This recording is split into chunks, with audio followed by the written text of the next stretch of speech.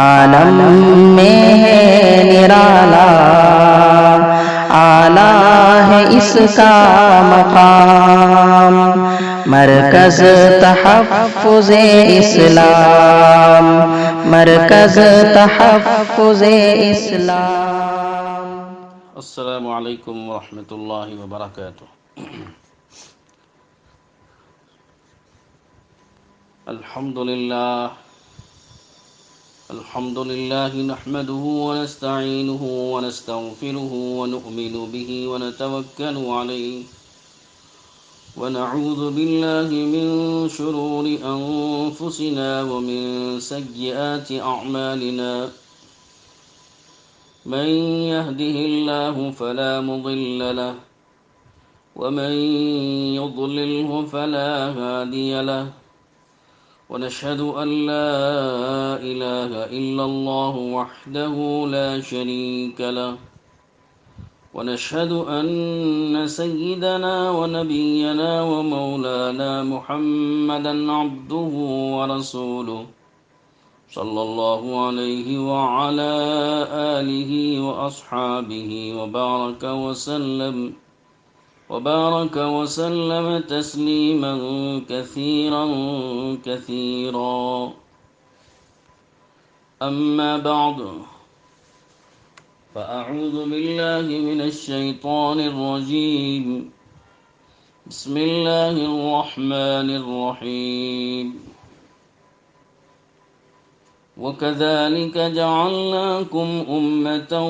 وسطا لتكونوا شهداء على الناس ويكون الرسول شهيدا عليكم،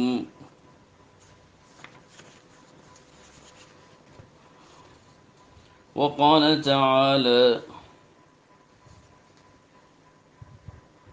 وألزمهم كلمة التقوى وكانوا أحق بها وأهلها، وقال تعالى: وكره إليكم الكفر والفسوق والعصيان، وقال تعالى: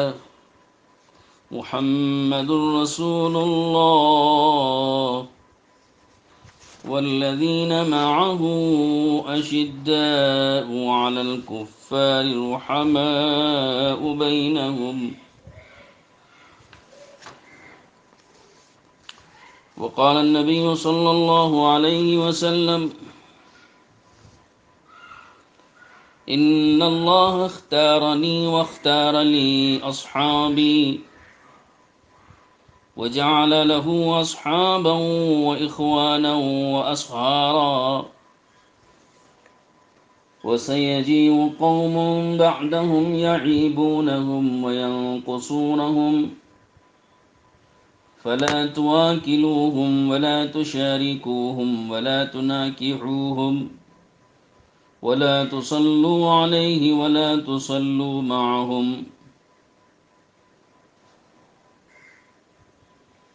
وقال النبي صلى الله عليه وسلم: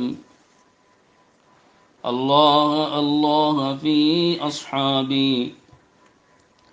لا تتخذوهم غرضا من بعدي، فمن أحبهم فبحبي أحبهم، ومن أبغضهم فببغضي أبغضهم. صدق الله مولانا العظيم وصدق رسوله النبي الكريم.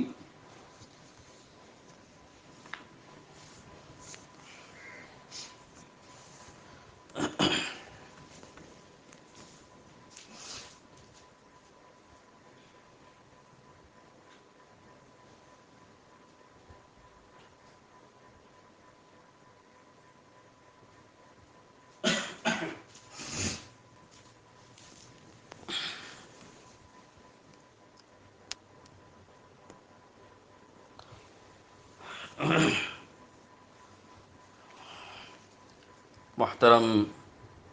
و مکرم سامعین کرام،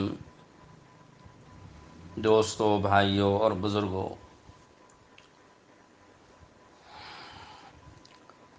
آج جس عنوان پر یہاں گفتگو کرنے کے لیے مجھے سعادت عطا کی گئی ہے وہ عنوان عظمت صحابہ ہے۔ یہ ادارہ تحفظ اسلام بنگلور آن لائن کانفرنس کے ذریعے سے عظمت صحابہ کے عنوان پر مختلف اکابر علماء کرام کے بیانات کو شائع کر رہا ہے۔ دعا ہے کہ اللہ تعالیٰ اس ادارے کو قبول فرمائے اور ان کے جملہ نیک مقاصد کو اللہ تعالیٰ کامیابی تک پہنچائے۔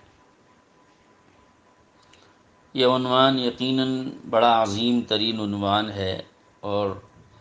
بیان کرنے والوں کی سعادت اور سننے والوں کی بھی سعادت ہے، اور سن کر اس پر عمل کرنے والوں کی بھی بڑی سعادت ہے۔ حضرات صحابہ ہمارے دین کی بنیاد ہیں۔ قرآن پاک، حدیث پاک اور کلمہ اسلام لا الہ الا اللہ محمد الرسول اللہ، اور پھر حضور اکرم صلی اللہ تعالیٰ علیہ وسلم کی پوری زندگی ایمانیات کی قبیل سے ہو کہ عبادات کی قبیل سے ہو کہ معاملات کی قبیل سے ہوں کہ معاشرت کی اور اخلاقیات کی قبیل سے ہوں، اللہ کے رسول سرکار دو عالم صلی اللہ علیہ وسلم کی پوری زندگی ہم تک پہنچانے کا یہ عظیم اور بنیادی ذریعہ اور پہلا ذریعہ ہے۔ اگر حضرات صحابہ کرام کو اللہ تعالیٰ اپنے نبی کی پاکیزہ صحبت میں نہ دیتے تو یقیناً قیامت تک آنے والوں کو اللہ کے رسول کی زندگی کا سمجھنا اور قرآن پاک کا اور پورے دین کا سمجھنا انتہائی مشکل ہوتا۔ یہ تو اللہ کا ایک تکوینی نظام تھا جو اللہ تعالیٰ شانہ نے حضرات صحابہ کے ذریعے سے اور حضرات صحابہ کو حضور اکرم صلی اللہ تعالیٰ علیہ وسلم کی صحبت میں رکھ کر اور حضور اکرم صلی اللہ علیہ وسلم کی نظر رحمت، نظر شفقت، نظر کرم اور آپ کی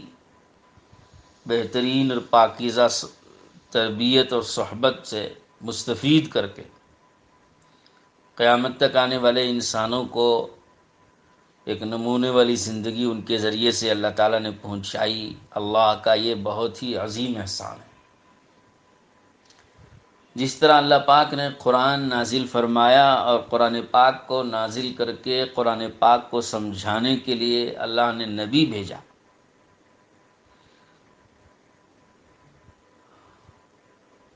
جس کا تذکرہ خود قرآن پاک میں اللہ نے کیا ہے۔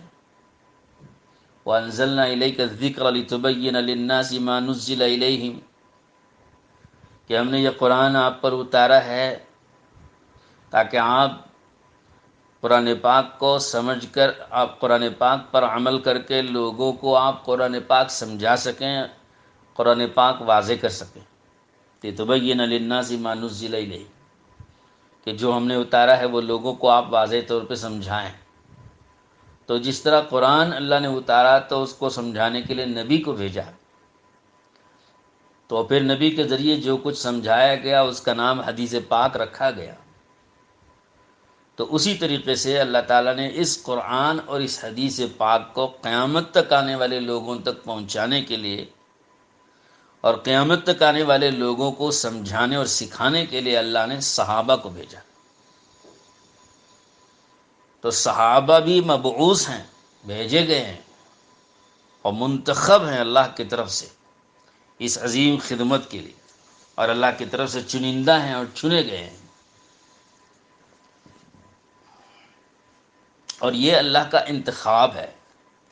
صحابہ کرام کا انتخاب اللہ کا انتخاب ہے۔ جس طرح نبیوں کا انتخاب اللہ پاک نے کیا اسی طرح صحابہ اکرام کا بھی انتخاب اللہ نے کیا ہے۔ چنانچہ جو حدیث میں نے آپ کے سامنے پیش کی ہے، حضور اکرم صلی اللہ علیہ وسلم نے ارشاد فرمایا ہے کہ ان اللہ اختارنی، کہ اللہ نے مجھے چنا، واختار علی اصحابی، اور میرے لیے میرے صحابہ کو چنا، وجعل له اصحابا واخوانا واصہارا، اور پھر اللہ رب العزت نے صحابہ اور بھائی اور پھر اسی طرح سسرالی رشتے، یہ سب اللہ نے منتخب فرمائے کہ آپ کو اللہ نے آپ کا ایک خاندان چنا، جیسا کہ حضور اکرم صلی اللہ تعالیٰ علیہ وسلم کی پیدائش کے لیے اللہ نے خاندان کو منتخب فرمایا کہ حضور صلی اللہ علیہ وسلم کو اللہ نے خاندان قریش کا انتخاب فرمایا حضور کو بھیجنے کے لیے۔ تھوڑی سی میں اس کی مختصر سی خاندانی تفصیل تھوڑی سی بیان کر دوں کہ اللہ تعالیٰ عرب کی 3 قسمیں علماء نے بیان کی۔ ایک عرب بعیدہ ہے، عرب عاربہ ہے، ایک عرب مستعربہ ہے۔ عرب بعیدہ وہ عرب کہلاتے ہیں جو پہلے ختم ہو چکے ہیں، قوم عاد، قوم سمود یا عاد اولا، ان سے بھی پہلے کے لوگ، ان کو عرب بعیدہ کہتے ہیں۔ اور ایک عرب عاربہ ہیں، یہ وہ عرب ہیں جو یمن میں آباد تھے اور وہاں انہوں نے حکومت کی تھی، اس کے بعد ملک شام چلے گئے تو ملک شام میں بھی انہوں نے حکومت کی، اور جب ملک شام میں جا کر انہوں نے حکومت کی تو وہاں ان کو ملوک غسان کہا جاتا تھا۔ تو یہ لوگ یعرب ابن یشجب ابن قحطان کی نسل سے ہیں، تو یہ قحطانی عرب کہلاتے ہیں، عرب عاربہ۔ تیسری قسم عرب مستعربہ ہے، یہ وہ عرب ہیں جو اسماعیل علیہ السلام کی نسل سے ہیں، ان کو عدنانی عرب کہا جاتا ہے۔ اسماعیل علیہ السلام کے 12 بیٹوں میں سے ایک بیٹے کا نام ہے قیدار، ان کے بیٹے ہیں عدنان، ان کے بیٹے ہیں معد۔ حضور پاک صلی اللہ علیہ وسلم کا نسب بھی معد ابن عدنان تک پہنچتا ہے، صحیح سند سے ثابت ہے۔ بخاری شریف وغیرہ میں یہ نسب نامہ حضور صلی اللہ علیہ وسلم کا موجود ہے کہ معد ابن عدنان تک یہ نسب حضور کا محفوظ ہے اور صحیح سند کے ساتھ ثابت ہے، اور معد ابن عدنان سے اوپر نوح علیہ السلام تک اس کی یہ نسب بھی موجود ہے، لیکن اس میں روایت کی سند میں اتنی صحت نہیں ہے۔ تو یہ جو عرب ہیں جو اسماعیل علیہ السلام کے 12 بیٹوں میں سے ایک بیٹے قیدار کی نسل سے معاد ابن عدنان جو ہوئے ہیں اور انہی کے نسل سے حضور اکرم صلی اللہ تعالیٰ علیہ وسلم تشریف لائے ہیں، تو اس نسل سے آنے والے عربوں کو عدنانی عرب کہا جاتا ہے، یہی عرب مستعربہ ہے۔ اسی عدنانی عرب میں معاد ابن عدنان کے پوتے مضر اور مضر کے پوتے کنانہ، اور کنانہ کی نسل سے آنے والوں کو بنو کنانہ کہا جاتا ہے۔ تو حضور پاک علیہ السلام نے ارشاد فرمایا ہے کہ اللہ تعالیٰ نے اسماعیل علیہ السلام کی، ابراہیم علیہ السلام کی اولادوں میں سے اللہ تعالیٰ نے بنو کنانہ کو چنا، اور وہ بنو کنانہ میں سے اللہ نے قبیل قریش کو چنا، اور پھر قبیل قریش میں سے اللہ نے بنو ہاشم کو چنا، اور بنو ہاشم میں سے محمد الرسول اللہ کو چنا۔ تو اس طرح حضور صلی اللہ علیہ وسلم بھی منتخب ہیں، چنے ہوئے، اور پھر جو اصحاب اللہ کے رسول صلی اللہ علیہ وسلم کی صحبت میں جو آپ کو دیے گئے اصحاب، وہ اصحاب بھی چنے گئے۔ تو اللہ کے نبی نے فرمایا کہ اللہ نے مجھے چنا اور میری صحبت کے لیے صحابہ کو چنا۔ پھر آگے حضور صلی اللہ علیہ وسلم نے یہ اختصار کے ساتھ اس بات کو بتا دیا کہ صحابہ چنے ہوئے ہیں میری صحبت کے لیے، اور میری صحبت میں چن کر اس لیے دیے گئے تاکہ میں ان کی تربیت کروں، ان کو تعلیم دوں، کتاب اللہ کی آیات انہیں پڑھ کے سناؤں اور ان کا تزکیہ کروں، اور انہیں علم اور حکمت انہیں سکھاؤں۔ تو چنانچہ یہ کام اللہ کے رسول صلی اللہ علیہ وسلم نے بخوبی انجام دیا، اور آپ کے اس فرض منصبی کی وجہ سے صحابہ کی ایک جماعت تیار ہوئی۔ اب اس صحابہ کی جماعت کے متعلق حضور صلی اللہ علیہ وسلم نے پہلے ہی یہ پیشن گوئی فرما دی تھی کہ آپ علیہ السلام کو اللہ نے علم دیا تھا، اولین و آخرین کا علم، اور اس اولین و آخرین کے علم میں حضور کو یہ بتلایا گیا تھا کہ کچھ لوگ آئیں گے اور وہ صحابہ پر طعن تشنیع کریں گے، صحابہ پر لب کشائی کریں گے، صحابہ کی عزت آبرو سے کھیلیں گے اور صحابہ اکرام کے مقام اور مرتبے کو گھٹانے کی کوشش کریں گے۔ اس لیے حضور صلی اللہ علیہ وسلم نے بطور پیشگی کے اور قیامت تک آنے والوں کی رہبری کرتے ہوئے آپ نے تنبیہ کی کہ اللہ فی اصحابی، کہ میرے صحابہ کے سلسلے میں اللہ سے ڈرو، میرے صحابہ کے سلسلے میں اللہ سے ڈرو، لا تتخذوہم غرضا من بعدی، کہ میرے بعد ان کو نشانہ مت بناؤ، ہدف کا، اپنی ملامت کا، اپنی طعن تشنیع کا، اپنی لب کشائیوں کا، اپنے تبصروں کا، اپنی تنقید کا اور اپنی رائے زنی کا، ان کو نشانہ مت بناؤ، کہ ان کے بارے میں انگلی مت اٹھاؤ۔ اللہ فی اصحابی لا تتخذوہم غرضا من بعدی فمن احبهم فبحب احبهم ومن ابغضهم فببغض ابغضهم، کہ جو ان صحابہ سے محبت ظاہر کرے گا وہ میرے ساتھ محبت کی وجہ سے ان سے محبت کر رہا ہے، اور جو ان سے بغض ظاہر کرے گا وہ میرے سے بغض کی ظاہر کر رہا ہے، اور میرے سے بغض کی بنا پر ان سے بغض کر رہا ہے۔ یعنی گویا ان سے محبت حضور سے محبت کی علامت ہے، اور ان سے بغض حضور سے بغض کی علامت ہے، حضور صلی اللہ علیہ وسلم کے اس ارشاد گرامی کے بقول۔ اس لیے حضور صلی اللہ علیہ وسلم نے یہ امت کی رہبری فرمائی اور امت کو تنبیہ کی کہ خبردار اور ہوشیار، صحابہ کے بارے میں کہیں تم زبان نہ کھولنا۔ چنانچہ میں جو حدیث پڑھ رہا تھا، علامہ ذہبی رحمۃ اللہ علیہ نے الکبائر میں وہ حدیث لکھی ہے، پھر آگے فرماتے ہیں اس حدیث میں کہ وہ سیجیء قوم بعدہم، ان میرے صحابہ کے بعد کچھ لوگ آئیں گے جو یعیبونہم، ان میں عیب تلاشی، عیب جوئی کریں گے صحابہ میں، وینقصونہم، اور ان میں نقائص تلاش کر کے ان کو گھٹائیں گے، ان کی تنقیص کریں گے، ان کا مرتبہ گھٹائیں، ان کی شان گھٹائیں گے اور ان کے اوپر تبصرے کریں گے۔ فلا تواکلوہم ولا تشارکوہم ولا تناکحوہم ولا تصلوا علیہ ولا تصلوا معہم۔ آپ نے فرمایا اگر ایسے لوگ تم پاؤ اور ایسے لوگ اگر تمہیں ملیں جو صحابہ کی عیب جوئی کریں، یہ صحابہ میں نقص تلاش کریں، نقائص تلاش کریں، ان کی تنقیص کریں، تو ایسے لوگوں کے ساتھ تم کھانا آپس میں مل کے مت کھاؤ۔ فلا تواکلوہم، ان کے ساتھ بیٹھ کے کھانے مت کھاؤ۔ ولا تشارکوہم، ان کے ساتھ کسی طرح سے شرکت مت کرو، ان کی مجلسوں میں اور ان کی کسی ملاقات میں ان کے ساتھ شرکت مت کرو، کہ ان کے کسی معاملے میں، ان کی کسی چیز میں ان کے ساتھ شریک مت ہونا۔ ولا تناکحوہم، اور ان کے ساتھ تمہارے رشتے بھی نہیں ہونے چاہیے، نکاح کے رشتے، کہ نہ تم انہیں لڑکی دو اور نہ ان کی کوئی لڑکی تم لو، ان کے ساتھ مناکحت بھی نہ ہو۔ ولا تصلوا علیہ ولا تصلوا معہم، اور بڑی سخت بات فرمائی کہ ان کے ساتھ نمازیں بھی مت پڑھو، حتیٰ کہ وہ مر جائیں تو ان کی نماز جنازہ بھی مت پڑھو۔ بڑی سخت بات فرمائی ہے۔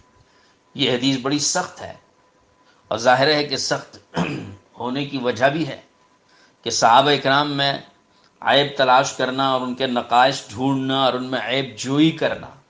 یہ تو بہت بڑی محرومی کی بات ہے۔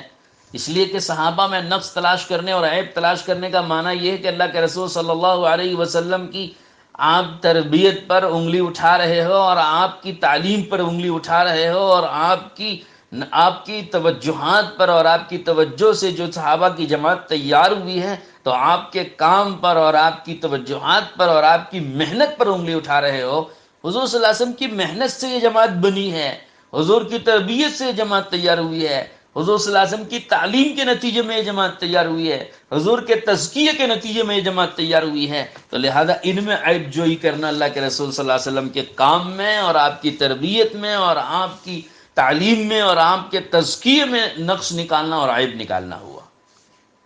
اس لیے کہ جو صحابہ ہیں، صحابہ کی شان کیا ہے؟ حضرت محمد صلی اللہ علیہ وسلم اگر قرآن ہیں تو تفسیر صحابہ، محمد صلی اللہ علیہ وسلم حدیث ہیں تو اس کی تشریح صحابہ،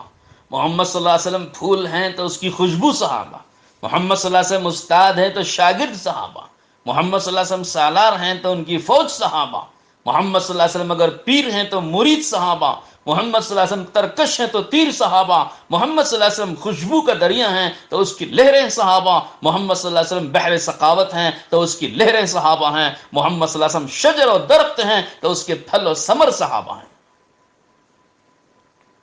تو صحابہ کرام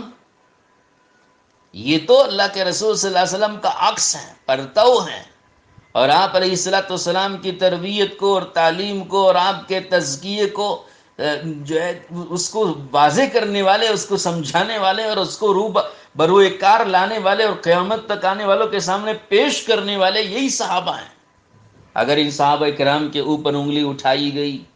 ان صحابہ کرام میں عیب تلاش کیا گیا اور ان صحابہ کی تنقیص کر دی گئی تو پوری شریعت، پورا دین، پورا قرآن، پوری حدیث، پوری سنت، پیارے نبی صلی اللہ علیہ وسلم کی جو زندگی جو ہم کو ان کے ذریعے سے آئی ہے، سب کا سب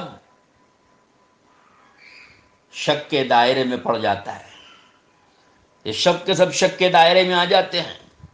اور ان کے اوپر سے اعتماد اڑ جاتا ہے، اور امت جب صحابہ پر سے اعتماد ختم کر لے گی تو حضور صلی اللہ علیہ وسلم کا جو دین ان صحابہ کے ذریعے سے آیا ہے، پورے دین پر سے اعتماد ختم ہو جائے گا۔ تو لہذا صحابہ اکرام کو ملامت کرنا اور ان میں عیب تلاش کرنا اور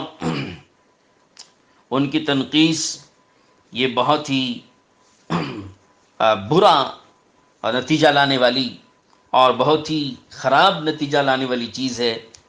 اس لیے اس کو سخت قرار دیا گیا اور اس پر سخت تنبیہ بھی، سخت وعید بھی اس کے اوپر آئی ہے۔ مجھے یہاں اس کی تفصیل میں جانا نہیں ہے کہ کتنی سخت وعیدیں اس کے سلسلے میں وارد ہوئی ہیں، اس لیے کہ میرے سامنے اس وقت ایک موضوع ہے، اس موضوع پر مجھے اپنی بات کرنی ہے اور تھوڑا سا وقت ہے۔ یہ تو غیر مقلدین اور شیعہ کا مسلک ہے جو صحابہ اکرام پر تنقید کرتے ہیں۔ چنانچہ اگر آپ دیکھیں گے تو ان کی عادت شریفہ بن چکی غیر مقلدوں کی بھی، اور ان کے اپنے مسلک کا ایک جز اور حصہ بن گیا صحابہ پر تنقید کرنا، صحابہ پر عیب جوئی کرنا۔ چنانچہ ان کی ایک بڑے عالم کا نام ہے نواب وحید الزماں، ان کی ایک کتاب ہے کنز الحقائق، اس کتاب میں انہوں نے لکھا ہے، وہ لکھتے ہیں کہ وَيُسْتَحَبُّ التَّرَضِّي لِلصَّحَابَةِ غَيْرَ أَبِي سُفْيَانَ وَمُعَاوِيَةَ وَعَمْرِ بْنِ الْعَاصِ وَمُغِيرَةَ بْنِ شُعْبَةَ وَسَمُرَةَ بْنِ جُندُبٍ۔ وہ کہتے ہیں کہ رضی اللہ عنہ کہنا صحابہ کرام کے لیے تو مستحب ہے سوائے ابو سفیان اور معاویہ اور عمرو بن عاص اور مغیرہ بن شعبہ اور سمرہ بن جندب کے رضی اللہ تعالی عنہ۔ تو یہ تو کہتے ہیں کہ صاحب ان کے اوپر رضی اللہ عنہ کہنا بھی درست نہیں، مستحب نہیں ہے، جائز نہیں گویا۔ نزول الابرار میں ایک کتاب ان کی بھی ہے نزول الابرار، اس میں لکھا ہے کہ فَإِن جَاءَكُمْ فَاسِقٌ فَتَبَيَّنُوا، قرآن کی یہ جو آیت ہے کہ اگر تمہارے سامنے فاسق کوئی خبر لائے تو اس کو اچھی طرح چھان بین کر کے دیکھ لینا، پرکھ کے دیکھ لینا کہ خبر سچی ہے کہ جھوٹی ہے، کیونکہ یہ خبر لانے والا ایک فاسق آدمی ہے۔ اسی طرح سے قرآن کی ایک دوسری آیت ہے أَفَمَنْ كَانَ مُؤْمِنًا كَمَنْ كَانَ فَاسِقًا، کہ ایک شخص جو مومن ہو اور ایک شخص جو منافق ہو، کیا دونوں برابر ہو سکتے ہیں؟ تو ان دونوں آیتوں کے بارے میں لکھتا ہے نزول الابرار کا مصنف کہ یہ دونوں آیتیں ولید ابن عقبہ رضی اللہ عنہ کے بارے میں نازل ہوئی ہیں، نعوذ باللہ من ذالک۔ گویا ولید ابن عقبہ کو یہ فاسق کہہ رہا ہے، یہ لوگ ان کو فاسق کہہ رہے ہیں۔ اور آگے لکھتے ہیں صاحب کتاب وَمِنْهُ يُعْلَمُ أَنَّ مِنَ الصَّحَابَةِ مَنْ هُوَ فَاسِقٌ كَالْوَلِيدِ وَمِثْلُهُ يُقَالُ فِي حَقِّ مُعَاوِيَةَ وَعَمْرٍ وَمُغِيرَةَ وَشُعْبَةَ۔ یہ اس سے پتہ چلتا ہے کہ صحابہ میں سے کچھ لوگ فاسق تھے جیسے ولید، اور اسی طرح کی بات کہی گئی ہے معاویہ کے بارے میں، عمر کے بارے میں، مغیرہ کے بارے میں، سمورہ کے بارے میں رضی اللہ تعالی عنہم اجمعین۔ ان صحابہ کرام کے نام لے کر یہ لوگ ان کے اوپر فسق کا حکم لگاتے ہیں اور فاسق کا مطلب یہ ہے کہ ان کی عدالت مجروح ہے، وہ گنہگار ہیں، ان کی شہادت قبول نہیں، اور ان کی حدیث صحت کو نہیں پہنچتی ہے۔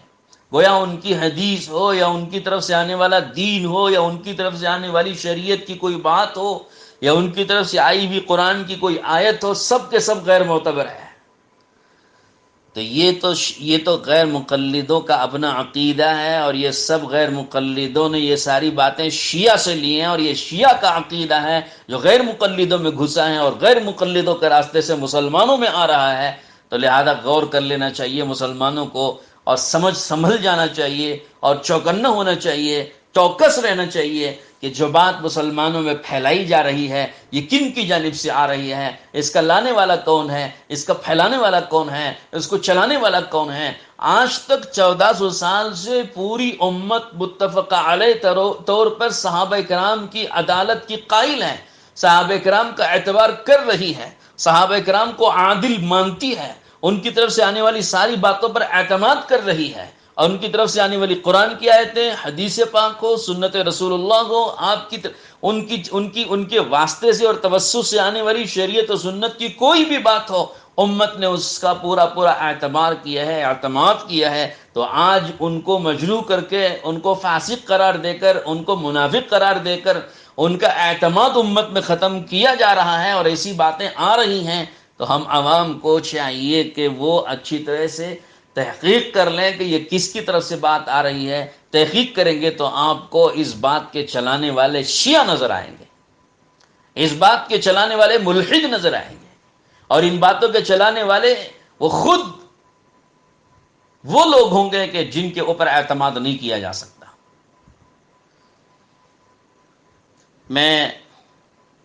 مجھے یاد آیا قرآن پاک میں، آپ نے بھی پڑھا ہے اور آپ بھی پڑھتے رہتے ہیں، کہ حضرات صحابہ کرام پر تنقید سب سے پہلے کس نے کی ہے؟ قرآن نے اس کو بیان کیا۔ کہ آپ جانتے ہیں سب سے پہلے سورہ بقرہ میں آیت ہے موجود، آمنوا کما آمن الناس۔ اللہ تعالیٰ شانو نے قرآن پاک میں فرمایا، حکم دیا لوگوں کو کہ اے لوگوں ایمان لاؤ اس طرح سے جس طرح یہ اور لوگ ایمان لائے، یعنی صحابہ، کہ صحابہ کے ایمان کو اللہ تعالیٰ نے ایک نمونہ قرار دے کر مطالبہ کیا لوگوں سے کہ تم لوگ بھی ایمان ان کی طرح سے لاؤ۔ تو اس کے جواب میں سب سے پہلے آواز اٹھانے والے اور اس کو اپوز کرنے والے اور گویا اس کا انکار کرنے والے سب سے پہلے منافقین تھے۔ انہوں نے جواب میں کہا، انؤمن کما آمن السفہاء، کہ ہم ان بیوقوفوں کی طرح ہم بھی ایمان لائیں، جیسے یہ بیوقوف ایمان لائے ہیں ویسے ہم ایمان لائیں؟ ہم تو ایسا نہیں لاتے۔ یعنی صحابہ کرام کو انہوں نے بیوقوف کہا۔ اب یہ سب سے پہلی تنقید ہے، صحابہ پر جرح کرنے والے، صحابہ پر طعن کرنے والے، صحابہ کی تنقیص کرنے والے، یہ سب سے پہلے لوگ ہیں منافقین، انہوں نے کیا ہے۔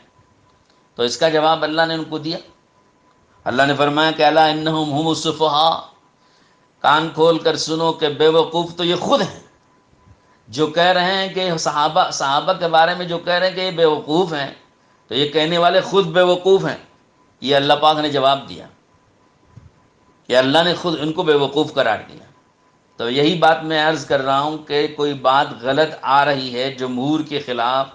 اور علماء اہل سنت کے خلاف، اور آج تک متفق علیہ طریقے سے جو صحابہ کرام کو لوگ مانتے چلے آ رہے ہیں، اس کے خلاف اگر کوئی بات آ رہی ہے تو ہم لوگوں کو چاہیے کہ ہم اس کی چھان بین کر لیں اور دیکھ لیں کہ یہ بات کہنے والا کون ہے۔ تو آپ کو یہی نظر آئے گا اور یہی جواب ملے گا کہ کہنے والے خود ہی ایسے بے وقوف ہیں، اور کہنے والے خود ہی ایسے احمق ہیں، اور کہنے والے خود ہی جاہل ہیں، اور کہنے والے خود ہی فاسق ہوں گے، کہنے والے خود ہی کوئی کافر ہوں گے، کہنے والے خود ہی کوئی مشرک ہوں گے، یا منافق ہوں گے، یا یہودی ہوں گے، یا نصرانی ہوں گے، یا مجوسی ہوں گے، یا ملحد ہوں گے، یا کوئی ایسے محرف ہوں گے جو دین میں تحریف کرنے والے لوگ ہیں، یا ایسے کوئی ضال المضل ہوں گے کہ خود بھی گمراہ ہو رہے ہوں اور دوسروں کو بھی گمراہ کر رہے ہوں گے۔ آپ کو چھان بین کرنے کے نتیجے میں ایسے ہی لوگ ملیں گے۔ آپ کو ہرگز یہ نہیں ملے گا کہ اس بری اور غلط اور اور ناقابل قبول بات جو صحابہ کی شان میں تنقیص کرنے والی اور آپ ان کی شان کو گھٹانے والی بات کوئی ایک اللہ والا کہہ رہا ہو، یا کوئی ایک محقق عالم کہہ رہا ہو، یا کوئی ایک مومن و مسلمان کہہ رہا ہو، یا جس کے دل میں اللہ اور اس کے رسول صلی اللہ علیہ وسلم سے محبت ہو، وہ محبت والا کہہ رہا ہو، ایسا کوئی کہنے والا آپ کو نہیں ملے گا۔ تو بہرحال جب بھی لوگ ایسی بات کہیں گے تو ہم کو جواب دینے کی ضرورت نہیں، اللہ نے خود ہی ان لوگوں کو جواب دے رکھا ہے۔ الا انہم هم السفہاء، یہ صحابہ کی شان کو کیا گھٹائیں گے؟ یہ خود ہی اپنی شان گھٹا رہے ہیں۔ یہ صحابہ کی تنقیص کیا کریں گے؟ خود ہی اپنی تنقیص کر رہے ہیں۔ یہ صحابہ کو کیا منافق قرار دے رہے ہیں؟ خود اپنے کو وہ منافق کہلوانا چاہتے ہیں۔ تو اس لیے جو بات ایک شاعر نے کہی ہے کہ یہ صدا گنبد کی ہے، جیسی کہو ویسی سنو۔ یہ گنبد کی ہے صدا، جیسی کہو ویسی سنو، کہ جو صحابہ کی شان میں تم کہو گے اس کے جواب میں تم کو وہی سننے کو ملے گا۔ اور حضور صلی اللہ علیہ وسلم کی ایک حدیث ہے کہ جو کسی پر طنز کرے، طعن کرے، تشنیع کرے اور کسی پر لمز و حمز کرے، تو اگر جس کی شان میں یہ جملہ کہا گیا ہے وہ اس کے اگر قابل نہیں ہے تو وہ جملہ لوٹ کر اسی پر پڑ جاتا ہے۔ اگر کوئی کسی کو فاسق کہتا ہے اور اگر وہ فاسق نہیں ہے اللہ کے نزدیک، تو فسق کا وہ حکم اور فسق کا وہ اطلاق خود اس کہنے والے پر پڑ جاتا ہے۔ اللہ تعالیٰ حفاظت فرمائے۔ تو بہرحال حضرات صحابہ کرام، یہ ان کے اوپر حملہ کرنے والے کوئی اہل سنت اور کوئی مومن و مسلمان اور کوئی اہل حق میں سے نہیں ہوتے۔ یہ بات شیعہ نے چلائی ہے، اور شیعہ کے ایک مقاصد ہیں۔ شیعہ کو کیا غرض ہے؟ ہمارے دین میں اور صحابہ کرام کی شخصیت میں اور ان کے اپنے تقدس میں انگلی اٹھانے کی شیعہ کو کیا ضرورت ہے؟ شیعہ کو اس لیے ضرورت ہے کہ شیعہ یہ اعلی کار ہیں یہودیوں کا، یہ اعلی کار ہیں دشمنان اسلام کا۔ منہاج السنہ کے حوالے سے ایک جگہ ایک واقعہ لکھا ہوا ہے۔ ہارون رشید کے دربار میں ایک شیعہ پکڑ کے لایا گیا، تو اس سے سچ کہلوانا چاہ رہے تھے تاکہ وہ سچ کہے کہ تم صحابہ کی شان میں تنقیص کیوں کرتے ہو۔ اب ایسے ویسے وہ سچ نہ اگلتا تو اس پر تلوار سونت لی گئی، اور تلوار اٹھا کر اس کو کہا گیا کہ تم سچ بولو ورنہ تمہاری جان بخشی نہیں جائے گی۔ تو اس نے سچ اگل دیا، سچ بولنا اس پر لازم تھا، تو اس نے سچ بولا اور کہا کہ فَإِنَّمَا نُرِيدُ الطَّعْنَ عَلَى النَّاقِلَةِ فَإِذَا بَطَلَتِ النَّاقِلَةُ فَأَوْشَكَ أَن نُبْطِلَ الْمَنْقُولَ۔ اس نے کہا کہ ہمارا مقصود صحابہ میں طعن کرنے سے ہمارا مقصود یہ ہے کہ نقل کرنے والوں کو مجروح کر دو۔ حضور صلی اللہ علیہ وسلم کی حدیث، حضور صلی اللہ علیہ وسلم کی لائی ہوئی شریعت، اللہ کے لائے ہوئے کلام اور اللہ کے نازل کیے ہوئے پیغام کو اور دین و شریعت کے نقل کرنے والوں کو مجروح کر دو۔ کہ جب دین و شریعت کے نقل کرنے والے، قرآن کے نقل کرنے والے، حدیث کے نقل کرنے والوں کو مجروح کر دیا گیا، ان کے اندر عیب نکال دیے گئے اور ان کے اوپر سے اعتماد کو اٹھا دیا گیا، تو پھر ہمارا کام بن گیا کہ جو قرآن ہے، جو حدیث ہے، جو دین ہے، جو شریعت ہے، جو نقل کی جا رہی ہے، اس کا اعتبار ختم ہو جائے گا۔ اور ہمارا یہی مقصود ہے نعوذ باللہ کہ لوگ جو مسلمان ہیں ان کے دل سے دین و شریعت کا اعتماد اٹھ جائے، حدیثوں کا اعتماد اٹھ جائے، قرآن پر سے اعتماد اٹھ جائے۔ تو اب ہم ایسے ویسے، چونکہ ہر آدمی کے دل میں اللہ کی محبت، اللہ کے رسول کی محبت ہونے کی وجہ سے قرآن سے اور حدیث رسول اللہ سے ایک محبت اور تعلق ہوتا ہے، تو اگر براہ راست حدیث رسول اللہ اور قرآن پر حملہ کریں تو ہمارے ہاں تو معلوم ہے کہ بھائی لوگ بڑے اشتعال میں آ جاتے ہیں، جوش میں آ جاتے ہیں، جذبے میں آ جاتے ہیں،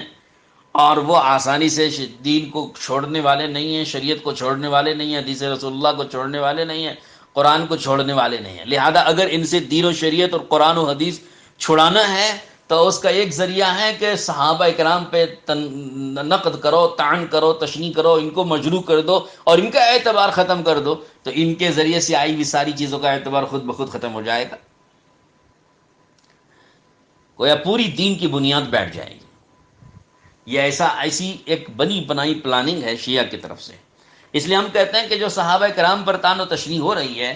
اس کا اصل پھیلانے کا جو سبب ہوتے ہیں وہ شیعہ ہوتے ہیں، اور شیعہ کے ذریعے سے مسلمانوں میں آتی ہے، اور شیعہ کی مشابہت رکھنے والے سب سے زیادہ مسلمان فرقوں میں ہمارے غیر مقلد بھائی لوگ ہیں، کہ ان کی باتیں بڑی خوشی سے چلاتے رہتے ہیں، اور جو عقائد ان کے ہوتے ہیں وہی عقائد ان کے بنے ہوئے ہیں، جس طرح وہ فاسق قرار دیتے ہیں ایسے یہ بھی فاسق قرار دیتے ہیں۔ تو بہرحال اب سب سے زیادہ اس وقت میں نشانے پر حضرت معاویہ رضی اللہ تعالیٰ عنہ کو بنایا گیا ہے۔ حضرت معاویہ رضی اللہ تعالیٰ عنہ صحابی رسول ہیں، اور اللہ رب العزت نے ان سے بڑا کام لیا ہے۔ حضرت معاویہ رضی اللہ تعالیٰ عنہ کو کیوں سب سے زیادہ نشانہ بنایا جاتا ہے؟ تو اس کی بھی ایک وجہ ہے۔ حضرت معاویہ رضی اللہ تعالیٰ عنہ، اس کے متعلق ایک بات ملتی ہے جس کو ربیع ابن نافع نے نقل کیا ہے کہ اما معاویۃ فستر لاصحاب محمد صلی اللہ علیہ وسلم فاذا کشف الرجل الستر اجترأ على ما وراء الستر، کہ معاویہ یہ حضور صلی اللہ علیہ وسلم کے اور محمد صلی اللہ علیہ وسلم کے صحابہ کے لیے ایک پردہ اور آڑ ہیں۔ اس پردے اور آڑ کو کوئی آدمی اگر ہٹا دے گا تو پھر سیدھے صحابہ کرام پر جو اس پردے کے ماورا ہیں اور پردے کے پیچھے ہیں ان کے اوپر حملہ کرنا آسان ہے۔ تو لہذا حضرت معاویہ رضی اللہ تعالیٰ عنہ کو ہدف ملامت بنایا جاتا ہے، اور گویا یہ ایک دروازہ ہے حضرت معاویہ پر طعن تشنیع، ایک دروازہ ہے صحابہ پر طعن تشنیع کا، کہ جو آدمی حضرت معاویہ پر لب کشائی کرتا ہوا پایا جائے گا وہ یقیناً وہ اس پردے کو پھاڑ رہا ہے جو صحابہ کرام کے اور ہمارے درمیان میں ایک پردہ پڑا ہوا تھا، وہ اس پردے کو پھاڑ رہا ہے۔ جب اس پردے کو پھاڑ دے گا تو پھر صحابہ کرام پر حملہ کرنا اس کے لیے آسان۔ تو جو حضرت معاویہ پر آج حملہ کر رہا ہے وہ کل حضرت صحابہ پر، دیگر صحابہ پر بھی حملہ کرے گا اور دیگر صحابہ کو بھی مجروح قرار دے گا۔ چنانچہ ایسا ہی دیکھا گیا کہ جنہوں نے بھی صحابہ کرام کی شان میں گستاخی کی ہے، انہوں نے سب سے پہلے حضرت معاویہ رضی اللہ تعالیٰ عنہ کی شان میں گستاخی کی، حضرت معاویہ پر حملہ کیا، اور پھر حضرت معاویہ کے بعد پھر ان کو دوسرے صحابہ پر بھی حملہ کرنے کا راستہ آسان ہو گیا، اور جرأت ہو گئی، ان کی ہمت بڑھ گئی۔ حالانکہ حضرت معاویہ رضی اللہ عنہ ایسے عجیب و غریب فضائل کے صحابی ہیں، خود نسبی اعتبار سے اللہ کے رسول صلی اللہ علیہ وسلم کے خاندان سے ان کا نسب ملتا ہے۔ حضرت معاویہ کے والد ابو سفیان ہیں، ان کے والد حرب ہیں، ان کے والد امیہ ہیں، ان کے والد عبد شمس ہیں، ان کے والد عبد مناف ہیں، اور حضور پاک علیہ الصلوۃ والسلام کا بھی نسب حضرت محمد صلی اللہ علیہ وسلم کے والد گرامی عبداللہ ہیں، اور ان کے والد عبد المطلب ہیں، اور ان کے والد ہاشم ہیں، اور ان کے والد عبد مناف ہیں۔ تو گویا پانچویں پشت میں امیر معاویہ کا نسب اللہ کے رسول کے نسب سے جا کے مل جاتا ہے۔ تو حضور پاک علیہ الصلوۃ والسلام کے خاندان سے تعلق رکھتے ہیں۔ بنو عبد مناف یہ بھی ہیں، بنو عبد مناف وہ بھی ہیں۔ عبد مناف کے ایک بیٹے عبد شمس کی نسل سے حضرت معاویہ آتے ہیں، اور عبد مناف کے دوسرے بیٹے ہاشم کی نسل سے حضور پاک علیہ الصلوۃ والسلام آتے ہیں۔ اسی لیے حضور کی اس نسب کو اور حضور صلی اللہ علیہ وسلم کے اس خاندان کو بنو ہاشم کہا جاتا ہے، اور حضرت معاویہ کا جو خاندان ہے ان کو بنو امیہ کہا جاتا ہے، اس لیے کہ عبد شمس کے بیٹے امیہ ہیں، اور ان کے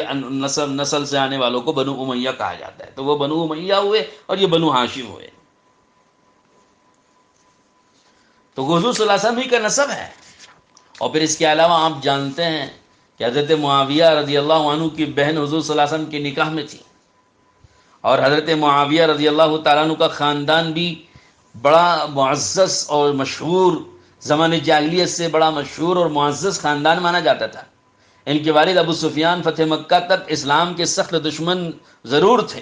لیکن فتح مکہ کے موقع پر انہوں نے اسلام قبول کر لیا۔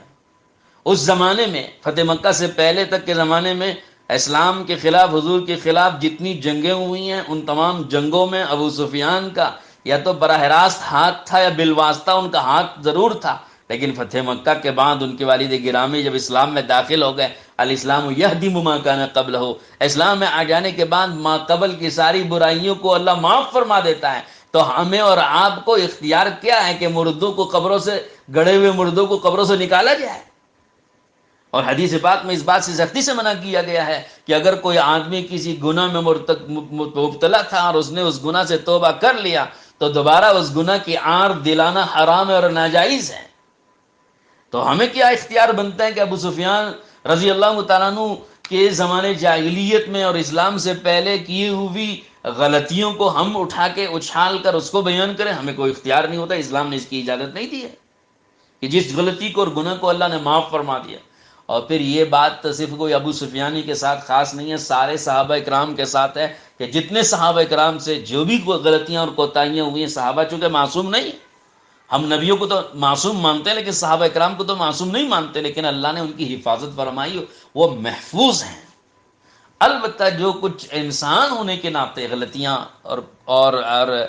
ان سے قصور ہوئے ہیں، اللہ رب العزت نے اس کی بخشش کا وعدہ فرما دیا، اعلان فرما دیا۔ تو جس گناہ کی بخشش کا اللہ پاک نے اعلان فرما دیا، ہم اس گناہ کی بنیاد پر کسی کے اوپر فسق و فجور کا اور گنہگار ہونے کا یا فاسق ہونے کا حکم کیسے لگا سکتے ہیں؟ حضرت امیر معاویہ رضی اللہ عنہ کی یہ خصوصیت ہے کہ صلح حدیبیہ کے موقع پر تو انہوں نے اسلام قبول کر لیا تھا، لیکن اپنے اسلام کو چھپائے ہوئے تھے کسی مصلحت سے۔ فتح مکہ کے موقع پر جب ان کے والد نے اسلام کا اعلان کیا اور اسلام کو قبول کیا تو انہوں نے بھی اپنے اسلام کا اعلان اسی موقع پر کیا، لیکن فتح مکہ سے پہلے صلح حدیبیہ ہی کے موقع پر مسلمان ہو چکے تھے۔ مسلمان ہونے سے پہلے بھی حضرت معاویہ کی یہ خصوصیت ہے کہ کسی لڑائی میں انہوں نے شرکت نہیں کی، باپ کا ساتھ نہیں دیا، حالانکہ مسلمان دیر سے ہوئے ہیں، اور ابو سفیان تو پوری طرح سے دشمن بنے ہوئے، واسطہ یا بالواسطہ یا بلا واسطہ اسلام کے خلاف ہر لڑائی میں شریک ہوتے رہے ابو سفیان، مگر ان کے بیٹے معاویہ رضی اللہ تعالیٰ عنہ کسی لڑائی میں باپ کا انہوں نے ساتھ نہیں دیا، کوئی اللہ کے رسول سے اور مسلمانوں سے کوئی دشمنی کھلی انہوں نے کبھی نہیں دکھائی۔ لیکن جب اسلام قبول کر لیا تو اسلام قبول کرنے کے بعد کی لڑائیوں میں برابر حصہ لیتے رہے، مسلمانوں کے حق میں، اسلام کے حق میں، اللہ کے رسول صلی اللہ علیہ وسلم کے حق میں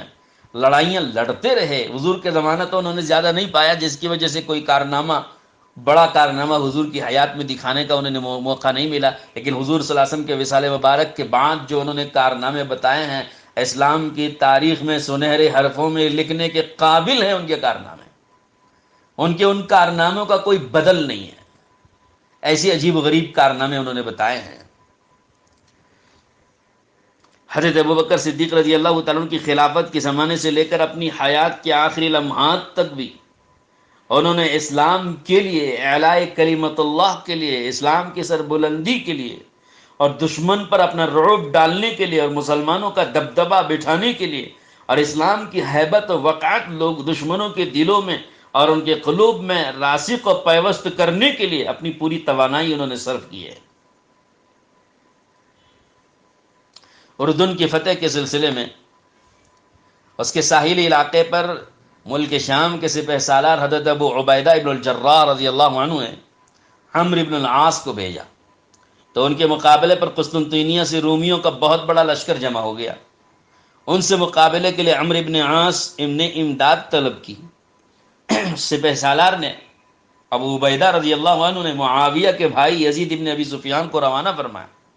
اس لشکر کے، اس امدادی لشکر کے مقدمۃ الجیش کی کمان حضرت امیر معاویہ کے ہاتھ میں تھی، اور دمشق کا ایک بہت بڑا علاقہ انہی کی کوششوں سے فتح ہوا ہے۔ حضرت عمر کی خلافت کے زمانے میں رومیوں نے ملک شام کے بعض علاقوں کو واپس لے لیا تھا۔ حضرت امیر معاویہ نے ان رومیوں کو دوبارہ زیر نگیں کر دیا۔ جب یہ دیکھا تو حضرت عمر نے بقیہ علاقے پر بھی معاویہ رضی اللہ عنہ کو متعین کر دیا، اور انہوں نے بڑی آسانی سے رومیوں کے تمام قلعے فتح کر لیے، اور کوئی زیادہ خون خرابی کی بھی نوبت نہیں آئی۔ تو حضرت امیر معاویہ رضی اللہ عنہ ایسے بہادر شخص تھے کہ جنہوں نے رومیوں اور نصرانیوں کو ناک کا ناک میں دم کر رکھا تھا۔ حضرت عمر، حضرت عثمان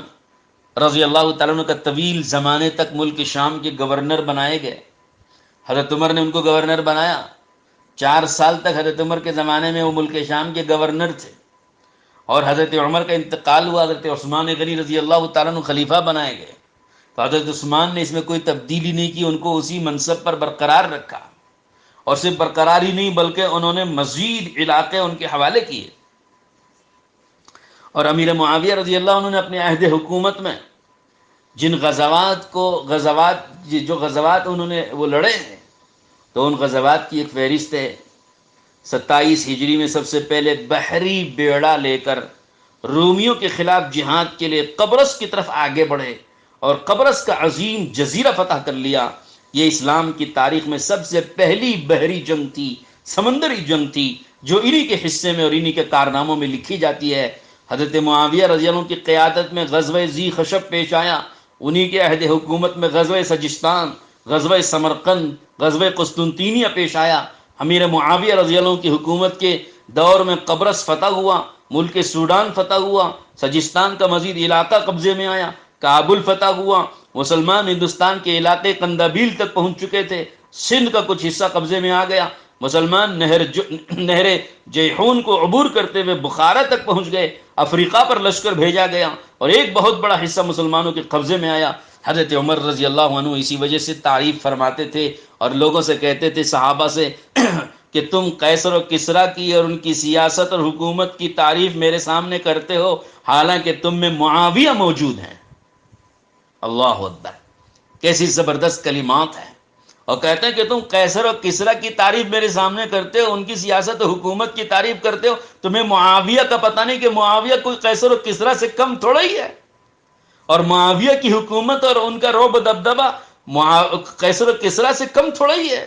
اور ان کے اندر جو سیاست اور حکومت کی جو صلاحیت ہے وہ قیصر و کسریٰ سے کوئی کم نہیں ہے۔ یہ حضرت عمر کا تبصرہ ہے، اور حضرت عمر جانتے ہیں، آپ لوگ جانتے ہیں، سب مسلمان جانتے ہیں حضرت عمر رضی اللہ عنہ کی فراست کو، کہ حضرت عمر رضی اللہ تعالیٰ عنہ کی اپنی فراست میں مشہور تھے، اور اپنی فراست سے لوگوں کو پرکھ لیا کرتے تھے، حتیٰ کہ منافقین کو بھی پرکھ لیا کرتے تھے۔ اگر حضرت معاویہ رضی اللہ عنہ نعوذ باللہ منافق تھے تو حضرت عمر کم سے کم حضرت عمر ان کو اپنا گورنر نہ بناتے۔ حضرت عمر کا گورنر بنانا، حضرت عثمان کا ان کو گورنر برقرار رکھنا، حضور پاک صلی اللہ علیہ وسلم کا وحی کی کتابت کے لیے ان کو مامور رکھنا، یہ دلیل ہے کہ امیر معاویہ قابل اعتماد شخصیت ہیں۔ امیر معاویہ رضی اللہ عنہ مومنین کاملین میں سے ہیں، اور امیر معاویہ رضی اللہ عنہ معتمد شخص ہیں، ثقہ ہیں، اور وہ سچے اور پکے مسلمان ہیں، ان میں نفاق نہیں ہے۔ جو منافق ہوتا ہے وہ مسلمان نہیں ہوتا۔ یہ عجیب اصطلاح لوگوں نے گھڑی ہے، منافق صحابہ۔ یہ منافق صحابہ اور منافق یہ دونوں جمع کیسے ہو گئے؟ صحابہ تو انہی کو کہا جاتا ہے کہ جنہوں نے ایمان کی حالت میں حضور پاک علیہ الصلوۃ والسلام کو دیکھا ہو، آپ کی صحبت پائی ہو، اور اسی ایمان پر ان کا خاتمہ اور وصال ہوا ہو، ان کو تو کہتے ہیں صحابی۔ اور منافق تو اس کو کہتے ہیں کہ جس کے دل میں ایمان نہ ہو اور زبان پر ایمان ہو۔ تو منافق تو سرے سے مومن ہے ہی نہیں، منافق تو سرے سے مسلمان ہے ہی نہیں، تو وہ صحابی کیسے بن سکتا ہے؟ تو صحابہ میں سے کوئی منافق تھے اور کوئی غیر منافق تھے، مومن تھے؟ یہ تو تفریق اور یہ تقسیم آج تک کسی نے نہیں کی ہے، یہ آج کی تقسیم ہے، اور یقینی طور پر شیعہ کی کارستانی سے تقسیم ہوئی ہے۔ حضرت معاویہ رضی اللہ عنہ کے زمانے میں مسلمانوں کی طاقت کو بہت بڑا فروغ ملا، اور بڑی فتوحات اللہ رب العزت نے حضرت معاویہ رضی اللہ عنہ کے ذریعے سے کرائی ہے۔ یہ بحری فوج جو حضرت معاویہ رضی اللہ تعالی عنہ نے جو ترتیب دی ہے، یہ اسلام کی تاریخ کی سب سے پہلی بحری جنگ تھی، جس کے بارے میں خود اللہ کے رسول صلی اللہ علیہ وسلم نے فضیلت بیان فرمائی ہے۔ حضور صلی اللہ تعالی علیہ وسلم نے ایک حدیث میں ارشاد فرمایا ہے، جس کو امام بخاری رحمۃ اللہ علیہ لکھتے ہیں کہ اول جیش من امتی یغزو البحر قد اوجبوا، میری امت کے سب سے پہلے لشکر نے جو بحری لڑائی لڑے گا انہوں نے اپنے اوپر جنت واجب کر لی۔ یہ سب سے پہلا لشکر جو بحری لڑائی لڑا ہے وہ امیر معاویہ رضی اللہ تعالی عنہ نے ہی خود ترتیب دیا تھا، اور یہ رومیوں کے خلاف جہاد کے لیے انہوں نے ترتیب دیا ہوا لشکر ہے۔ اس لشکر میں شریک ہونے والے، اس غزوے میں شریک ہونے والوں کے بارے میں اللہ کے رسول نے جنت کے واجب ہونے کا اعلان فرما دیا، تو اس میں منافق کیسے ہو گئے؟ منافق پر تو جنت واجب ہے نہیں، جنت تو ان کے لیے حرام ہے، اور وہ جہنم کے سب سے نچلے گڑھے میں، اسفل السافلین میں ہوں گے۔ ایک واقعہ یاد آتا ہے، حضرت امیر معاویہ رضی اللہ تعالی عنہ کی شان و شوکت اور ان کی حکمرانی اور گورنری کے سلسلے میں اور ان کی بادشاہت کے سلسلے میں، کہ جب یعنی حضرت معاویہ رضی اللہ عنہ اپنی ذات کے اعتبار سے بڑے سادہ زندگی گزارنے والے، اور لوگ کتابوں میں لکھا ہے کہ بازاروں میں جب چلتے تھے تو ان کے کپڑوں پر پیوند لگے رہتے تھے، تو بڑی سادہ زندگی گزارتے تھے۔ لیکن جب وہ گورنر بنے ملک شام کے، اور بہت سے علاقے جب فتح ہوئے، تو فتح ہونے کے بعد ذرا ظاہری شان و شوکت انہوں نے اختیار فرمائی، اور یہ ضرورتاً اختیار کی۔ لیکن حضرت عمر رضی اللہ عنہ جو امیر المومنین تھے، ان کو یہ بات ناگوار گزری، تو حضرت عمر نے ان سے باز پرس فرمائی اور پوچھا، تو اس کا جواب میں امیر معاویہ نے فرمایا کہ امیر المومنین، ہم ایک ایسی زمین میں رہتے ہیں جہاں دشمن کے جاسوس ہر وقت کثیر تعداد میں آتے رہتے ہیں، ان کو مرعوب کرنے کے لیے یہ ظاہری شان و شوکت مجھے اختیار کرنا پڑتا ہے، تاکہ مسلمانوں کی شان و شوکت کا دبدبہ دشمنوں کے دلوں پر قائم رہے۔ حضرت عبد الرحمن بن عوف رضی اللہ عنہ بھی ساتھ میں تھے۔ اس وقت یہ جواب سن کر عبد الرحمن بن عوف نے فرمایا کہ امیر المومنین دیکھیے کس بہترین طریقے سے انہوں نے اپنے آپ کو الزام سے بچا لیا۔ تو حضرت عمر نے جو بات فرمائی ہے وہ ہمیں غور سے سننا چاہیے۔ حضرت عمر نے فرمایا، اسی لیے تو ہم نے ان کے کندھوں پر یہ بار گراں ڈالا ہے۔ حضرت عمر فرماتے ہیں حضرت معاویہ کے بارے میں کہ اسی لیے تو ہم نے ان کے کندھوں پر یہ بار گراں ڈالا ہے۔ تو حضرت عمر جیسے شخص نے جس شخص کا انتخاب کر کے گورنر بنایا ہو اور وہاں کی بادشاہت ان کے سپرد فرمائی ہو، اس شخص کے بارے میں لب کشائی کرنے کا ہمیں کیا حق بنتا ہے؟ حضرت حسن رضی اللہ تعالیٰ عنہ نے، حسن بن علی رضی اللہ عنہ نے، حضور صلی اللہ علیہ وسلم کے نواسے، ان کے ساتھ جب مصالحت ہوئی اور مصالحت ختم کر کے جب وہ آنے لگے، تو ایک شخص نے ان کو برا بھلا کہا کہ آپ نے کیسا کام کیا، مصالحت کر لی امیر معاویہ سے۔ تو حضرت حسن رضی اللہ عنہ نے فرمایا کہ لا تقل ذلك فإني سمعت رسول اللہ صلی اللہ علیہ وسلم یقول لا تذهب الأيام والليالي حتى يملك معاویۃ۔ فرمایا کہ مجھے برا بھلا مت کہو، کیونکہ میں نے نبی کریم صلی اللہ علیہ وسلم سے سنا ہے کہ رات اور دن کی گردش اس وقت تک ختم نہیں ہوگی جب تک معاویہ امیر نہ بن جائیں۔ یہ بات اللہ کے حضرت حسن بن علی نواسے رسول نے اپنی زبان مبارک سے یہ بات کہی ہے۔ آپ اس سے اندازہ لگا سکتے ہیں کہ جو لوگ حضرات حسنین کے اور حضرت معاویہ کے درمیان میں اختلافات کو جو لوگ ابھارتے ہیں اور اس کو ہوا دیتے ہیں اور ان کے درمیان میں آپسی عناد ظاہر کرتے ہیں اور اغراض دنیاویہ کے لیے ان کے درمیان میں اختلافات کے پائے جانے کا تبصرہ کرتے ہیں، تو وہ لوگ خوب سمجھ لیں کہ ان کے دل آپس میں کتنے پاک تھے۔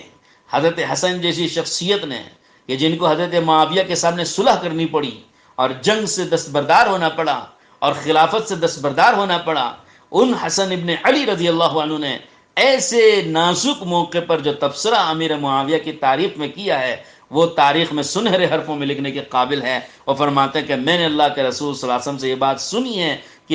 کہ دن اور رات اس وقت تک ختم نہیں ہوں گے جب تک معاویہ کی عمارت نہ قائم ہو جائے۔ گویا حضرت امیر معاویہ کے امیر ہونے اور بادشاہ بننے کی پیشین گوئی اور بشارت جناب رسول اللہ صلی اللہ علیہ وسلم نے اپنی زبان مبارک سے دی ہے، تو ہم کیسے اللہ حضرت معاویہ کی بادشاہت اور ان کی عمارت کو ہم جو ہے سب اس کو تان تشنی کا اور اس کو ملامت کا نشانہ ہم کیسے بنا سکتے ہیں، اس پر ہم انگلی کیسے اٹھا سکتے ہیں؟ ایسے بے مثال بادشاہت اور حکومت یہ من جانب اللہ تھی، اللہ کو منظور یہی تھا کہ خلافت ایک مدت تک چلے اور اس کے بعد بادشاہت چلے. یہ اسلامی خلافت تھی تو یہ اسلامی بادشاہت ہے، اور یہ اللہ کے رسول صلی اللہ علیہ وسلم کی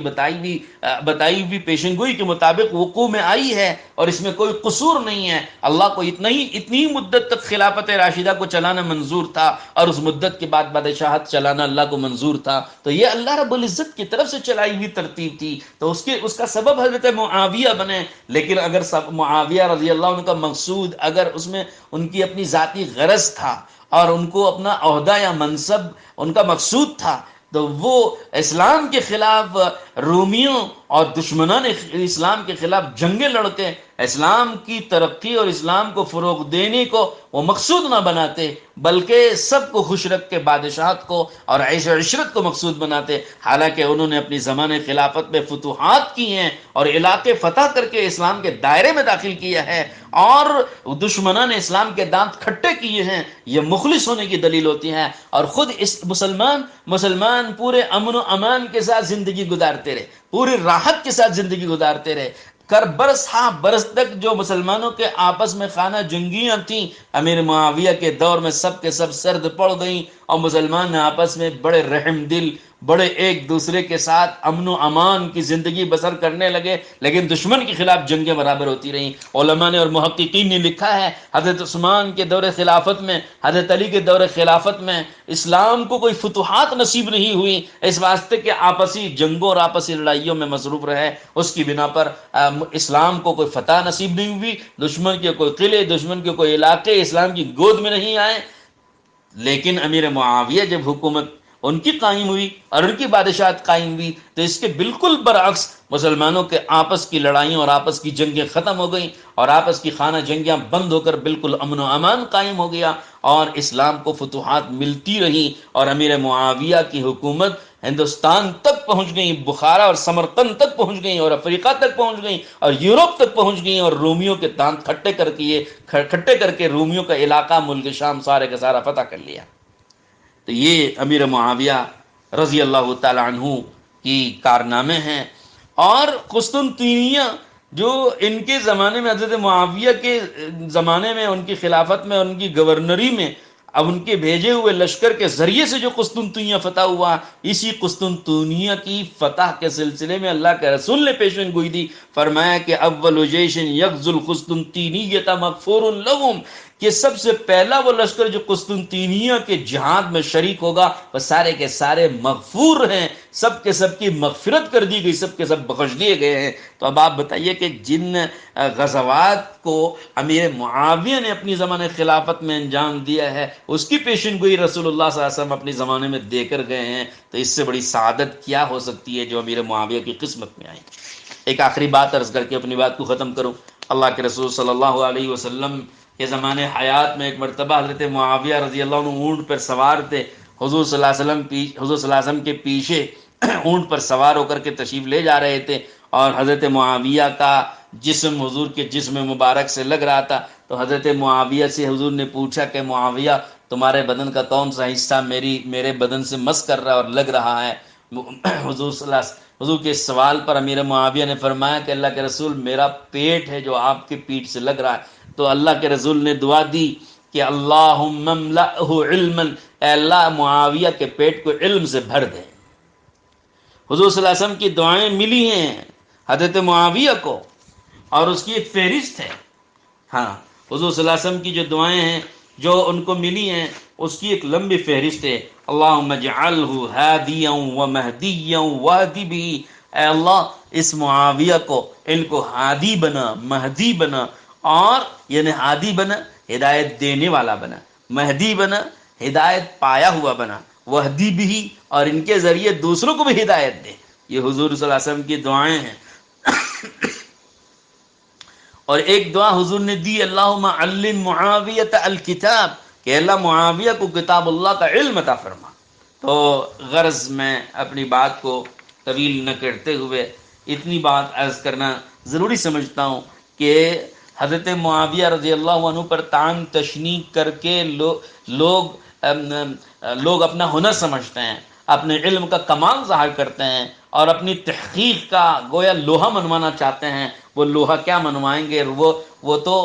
وہ تو اپنی جہالت کو ثابت کرنا چاہتے ہیں۔ امیر معاویہ رضی اللہ تعالیٰ عنہ پر زبان کھولنے والا صحابہ پر زبان یقیناً کھولے گا، تو لہذا ہم کو چاہیے کہ چوکنا رہیں۔ حضرت امیر معاویہ پر زبان کھولنے کی ہم کو جرأت نہیں ہونا چاہیے۔ حضرت امیر معاویہ اور حضرت علی کے درمیان اختلافات کو بڑی ہوا دیتے ہیں اور گویا ایسا ظاہر کرتے ہیں کہ دونوں ایک دوسرے کے دشمن تھے، حالانکہ حضرت معاویہ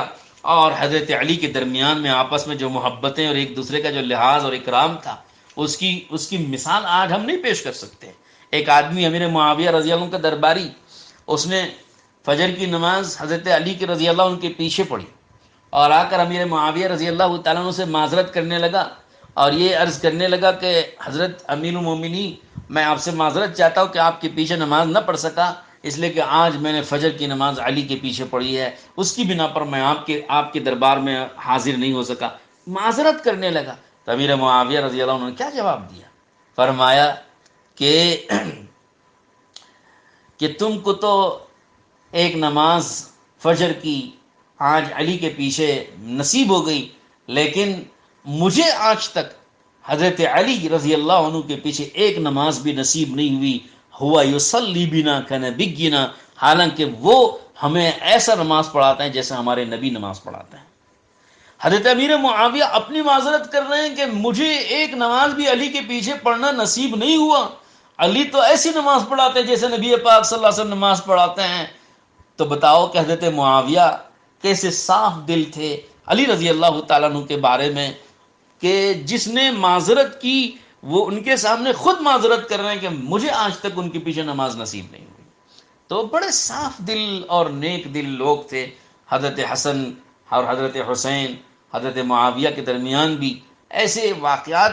تاریخ کی کتابوں میں بھرے ہوئے ہیں، ان کو دیکھنے سے پتہ چلتا ہے کہ یہ آپس میں کیسے صاف دل تھے، اور ان کا اختلاف اصولی اختلاف تھا، اور اس اختلاف کو ہمیں سمجھنے کی صلاحیت نہیں ہے، اور اس اختلاف کی بنیادوں کو اور اصل کو اور تہ کو معلوم کر لینا اور تہ تک پہنچنا، یہ ہر ایک کے بس کی بات نہیں ہے اور یہ ہر ایک کا کام نہیں ہے۔ مشاجرات صحابہ ان کو کہا جاتا ہے، جو صحابہ کے درمیان کی جو جنگیں ہوئی ہیں ان کو مشاجرات صحابہ کہا جاتا ہے۔ مشاجرات صحابہ کے بارے میں کسی کو الجھنا اور اس کے پیچھے پڑنا اور ان کو بحثوں میں لانا، مذاکروں میں تذکروں میں لانا، عوام میں اس کو اجاگر کرنا، یہ بہت ہی فضول طریقہ اور فضول بحث ہے، اور یہ بہت ہی غلط طریقہ ہے، اور اس کی اجازت ہمارے اکابر نے نہیں دی ہے۔ ہمارے اکابر کا طریقہ یہی ہے کہ اس سلسلے میں خاموشی اختیار کی جائے اور اس معاملے کو اللہ کے سپرد کیا جائے، کہ ان اختلافات کو بیان کرنے سے اور صحابہ کے درمیان کی آپس کی لڑائیوں اور جنگوں کو سنانے سے نہ کوئی دین کا ہمارا فائدہ نہ کوئی دنیا کا فائدہ ہے۔ ہمیں تو ان صحابہ اکرام کی صفات دیکھنی چاہیے جن صحابہ اکرام کی تعریف اللہ نے کی، اللہ کے رسول نے کی ہے، اور ان صحابہ اکرام سے ہمیں دین پہنچا اور دین نقل کیا گیا ہے۔ اگر ہم نے ان صحابہ کے بارے میں اپنا دل خراب کر لیا تو ہمارا جو دین ہے اس دین پر سے اعتماد ختم ہو جائے گا، اور پھر انسان کا مسلمان باقی رہنا اور اسلام پر اس کا قائم رہنا اور قرآن پر اللہ کے رسول کی حدیثوں پر اس کا ایمان باقی رہنا یہ جو ہے مشکل ہو جاتا ہے۔ اس وجہ سے ہم کو مشاجرات صحابہ میں یا صحابہ اکرام کے اوپر کہی گئی تنقیص والی باتوں میں الجھنا نہیں چاہیے۔ ہم عوام سے اور تمام احباب سے جو اس بیان کو سن رہے ہیں ان سب سے اپیل کرتے ہیں کہ وہ اپنے دلوں میں صحابہ اکرام کی عظمت کو، ان کے احترام کو، ان کے تقدس کو برقرار رکھیں، اس طرح الجھانے والوں کی بحثوں میں نہ الجھیں، اور اس طرح ان لوگوں کے بیانات کو بھی نہیں سننا چاہیے، ایسے لوگوں کے بیانات کو بھی نہیں سننا چاہیے، ان کی باتوں کو بھی نہیں سننا چاہیے۔ بہت سے لوگوں کو شوق ہوتا ہے کہ ذرا انہوں نے کیا بیان کیا وہ ہم سنیں، تو دیکھیے کہ ایسی باتوں کو سننے سے ہمارا جو ہے دل کا متاثر نہ ہونا کوئی یقینی چیز نہیں ہے۔ دشمن کے تیر میں زہر ہوتا ہے، اگر ہم اس زہریلے تیر کو آزمائیں گے تو یقینی طور پر زہر لگ جائے گا، تو لہذا ایسی غلط باتیں پھیلانے والوں کے بیانات سنیں گے تو وہ زہر سے مسموم ہوتے ہیں، تو ان باتوں کے کانوں میں گھسنے سے دل کا متاثر ہونا ضروری ہوتا ہے، اور ہر آدمی اپنے دل کو اس زہر سے پاک کرنے کی صلاحیت و لیاقت نہیں رکھتا، اور اس زہر سے بچنے کی لیاقت اپنے اندر نہیں رکھتا. تو اس لیے ایسے لوگوں کے بیانات سننے ہی سے گریز کرنا چاہیے، اپنے کانوں کو بند رکھنا چاہیے، اور اس کو فارورڈ بھی نہیں کرنا چاہیے. سوشل میڈیا پر جو لوگ بڑی دلچسپی رکھتے ہیں اور ہر آئی ہوئی بات کو پھیلانے کا انہیں شوق ہوتا ہے، تو ایسے علماء یا ایسے لوگ اور ایسے لچر بیان کرنے والے اور تیز و ترار قسم کے لوگ جو صحابہ اکرام پر بھی زبان کھولنے سے نہیں ڈرتے اور نہیں پرہیز کرتے ہیں، ان کے بیانات سننے سے گریز کیجیے، اور اس کو بھی سوشل میڈیا پر بالکل فارورڈ مت کیجیے، مت پھیلائیے، کسی کو بتانے کے لیے بھی نہیں، آزمانے کے لیے بھی نہیں، اور سننے کے لیے بھی نہیں، اور کسی اور مقصد سے بھی نہیں. اس سے بچنا ہی زیادہ بہتر ہوتا ہے. میں ہمارے اس بنگلور شہر کے ادارے، یہ ہمارا شہر کا ایک اچھا ادارہ قائم ہوا، تحفظ اسلام ایک ادارہ ہے، کہ انہوں نے جو کچھ یہ کوشش شروع کی ہے، میں ان کو مبارکباد دیتا ہوں کہ انہوں نے اپنی ایک چینل کے ذریعے سے اس عظمت صحابہ کے عنوان کو لے کر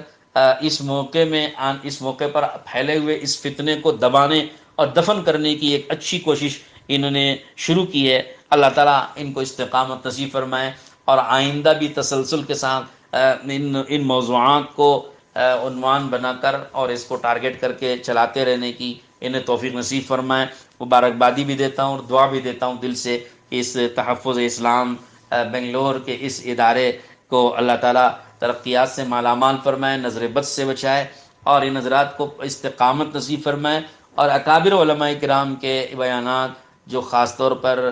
فتنوں کی روک تھام کے لیے جو دیے گئے ہیں، ان بیانات کو تسلسل کے ساتھ شائع کرتے رہنے کی توفیق نصیب فرمائے. وآخر دعوانا ان الحمدللہ رب العالمین. عالم میں ہے نرالا، اعلیٰ ہے اس کا مقام. عالم میں ہے نرالا، اعلیٰ ہے اس کا مقام. مرکز تحفظ اسلام، مرکز تحفظ اسلام.